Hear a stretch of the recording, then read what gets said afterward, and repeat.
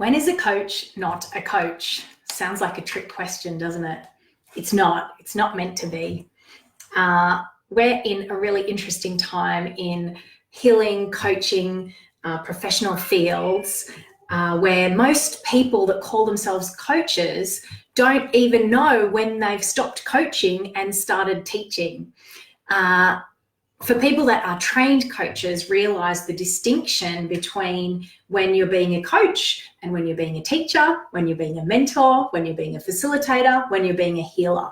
People that tend to be untrained or more intuitive coaches, not to shame anyone that's starting out on their journey, but just as a distinction from a place of service and education, it's really important to learn the distinctions between the ways that you can show up for your client.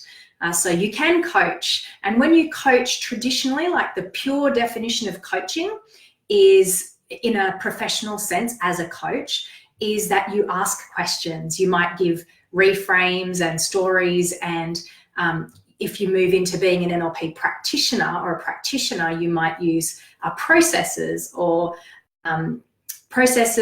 hypnotic suggestions, things like that. So that's using those with precision, whereas when you shift into being a teacher or a consultant, you might give advice and talk directly about your experience and your expertise in that particular area. A true coach doesn't need to be a subject matter expert, because they are an expert in mindset, an expert in questioning, an expert in helping you get around your own blocks. So most people that call themselves coaches are actually teachers. In fact, some of the most successful coaches are teachers. So the minute that you move into a group coaching program, you're actually switching hats into being a teacher.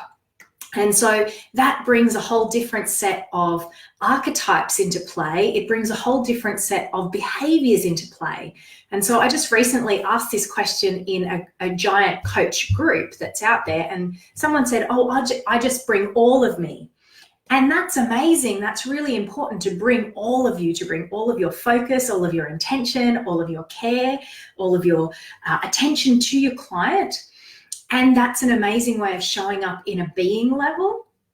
And I found, in my 15 years of coaching experience and having done lots and lots of different trainings, it's really useful to understand the distinctions, the finer distinctions between these archetypes and these different ways that you can show up for your clients, so that you can be clear in yourself, even if you never say it to your client, between I'm coaching now, or now I'm teaching, now I'm facilitating, now I'm working as a healer, now I'm working as a practitioner. There's some really subtle and powerful, potent distinctions that you can become aware of when you know how to cleanly move between the archetypes of how you can show up for your clients.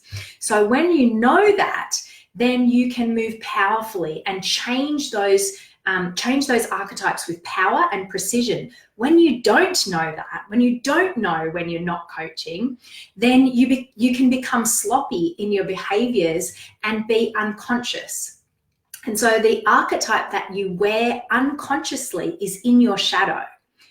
What do I mean by that? That means that you're wearing it unconsciously and you don't even realize that you're wearing it, which can be problematic when you are in a space as a paid facilitator for a person, to facilitate them to their results, to understand and unpack what archetypes they're wearing, what patterns they're running. If you don't even know what patterns you're running, right, then you're not being a clean mirror. If you think you're being a coach and you're actually giving advice and you're actually telling personal stories and being an advice giver or a consultant, then you're not technically a coach. And that's okay to call yourself a coach, because the market, that's what the market knows that as, because the market awareness is very sloppy around coaching. But it's important for you to know who you're being when you show up for that client. Am I facilitating? Am I coaching? Am I giving advice? Am I not giving advice? Am I asking questions? Am I reframing with hypnotic suggestions? Am I offering stories? Am I offering metaphors? Am I taking them through a process? You need to know what you're doing and what's going to be the best way to show up for your clients. If you don't know and you don't have these clear distinctions, then it's like you've got less range to cook with, right? You've got less dynamic range. When I think about, when I used to be a singer, we would always want to expand our range. And, one of the presuppositions of NLP is the person with the most flexibility of behavior controls the system. So if you don't have flexibility of behavior in your precision of how you can show up for your client, if you don't have clear distinctions between the notes that you can play with your clients, then you're not going to be able to make the same level of quality of music and show up for that client in a really powerful way as someone that has those distinctions. And it's not about, shaming or putting down anyone that doesn't clearly yet have those distinctions, but more about just awakening you to the possibility of what else is available to you, awakening you to the possibility of how much more precise your professional facilitation, your professional coaching, your professional practitioner work can be when you understand clearly what you're being from one moment to the next in how you're showing up for your client.